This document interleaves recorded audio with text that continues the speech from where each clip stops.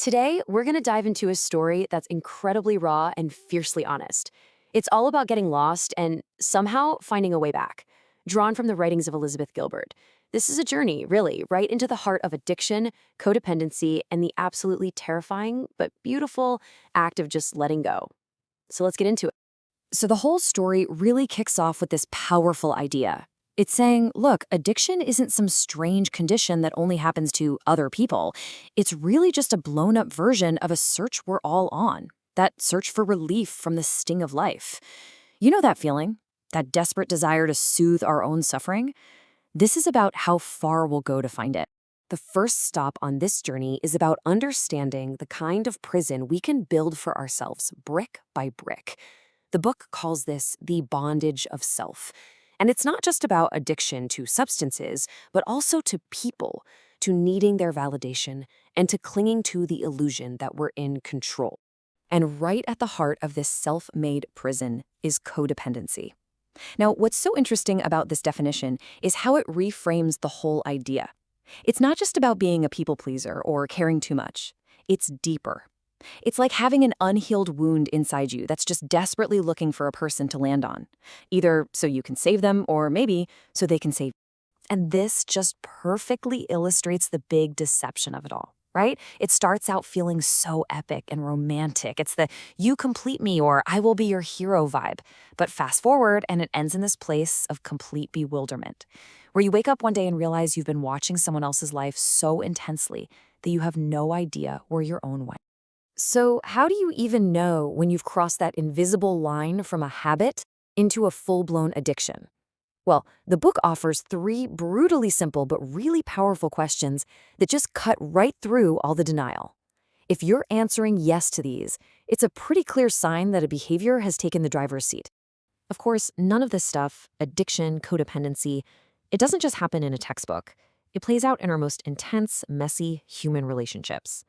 For Gilbert, this whole journey really took shape through her connection with a woman named Rayya Elias, which she describes with this amazing metaphor, a journey all the way to the river. And wow, this drawing just nails that feeling, doesn't it?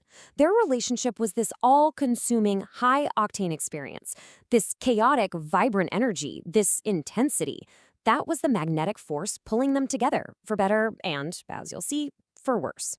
So that intensity is explained with this incredible metaphor of a walk across Manhattan to the East River. It starts out charming, full of life and color. But the closer you get to the river, the landscape changes.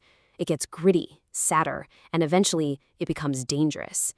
It's just a perfect description of a love that's both magical and romantic, but also filled with real harm. Well, as you can imagine, a journey that intense eventually hits a crisis point. This is the moment where that carefully built world of control and codependency just starts to violently fall apart. This is when life becomes, in one word, unmanageable.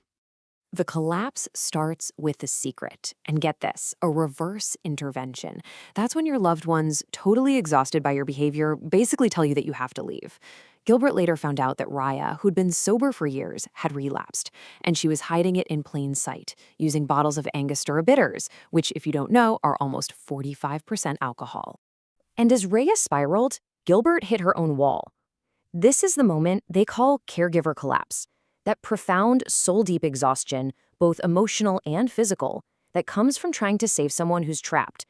The feeling of failure is just completely overwhelming. And here's the thing about a life becoming unmanageable. It's never just one problem. It's when everything falls apart all at once. You lose your apartment, your bank account gets hacked, your partner is in crisis. It literally feels like the universe itself has turned on you. As she puts it, suddenly it's raining hammers. But right here at the absolute bottom, this is where the story takes its great turn. Because she discovers that the only way out of the storm isn't to fight harder or to control more. It's to do the exact opposite. It's to let go completely, to start the practice of surrender. And this simple drawing, it just says it all. Surrender the why. It's not about giving up in defeat. It's about giving up the fight. Surrendering the desperate, exhausting need to understand why this is all happening, and instead just accepting what is. And that's where the freedom begins. This is really the core teaching, right here. that constant struggle to orchestrate our lives, to manage every single outcome, that's the very thing that's making us miserable. Real peace, the book suggests, is found when we finally accept just how little we actually control. Okay, so what does this path to surrender actually look like? How do you do it? Well, according to the source, it starts by just stopping the fight with reality. It means tuning out the screaming ego and learning to listen for that quieter inner voice. And maybe hardest of all, it means giving up on having a rigid plan and learning to just roll with the changing nature of life itself. So, what happens on the other side of surrender? It's not a perfect, happily ever after ending. It's something much more real and way more valuable. A quieter, more honest, and, at the end of the day, a much freer way of living. I mean, just look at the contrast. It's so stark. The old way, that bondage of self, is a life run by fear and secrets and that constant, desperate need to control. But the new freedom, it's built on these revolutionary ideas of self-care, of having healthy boundaries and trusting that, you know what, you don't have to save anyone, you're only responsible for you.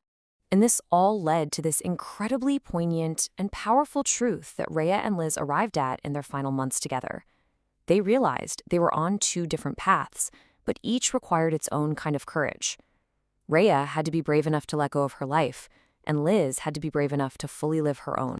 This image to me just beautifully represents that hard-won freedom.